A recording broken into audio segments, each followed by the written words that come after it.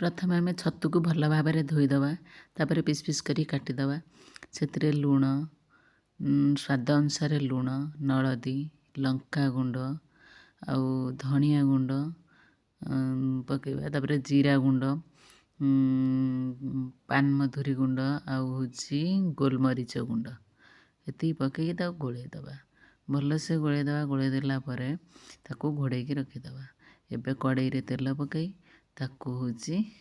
कि समय पर घोड़े रखी देथिबा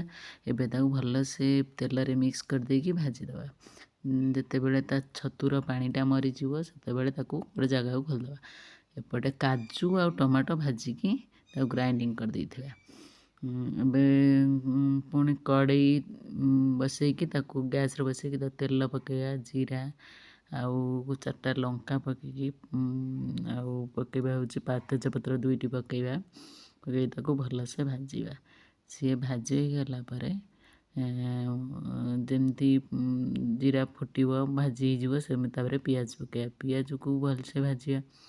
एमती भाजिया भाजिया भाजिया जमीती कि सी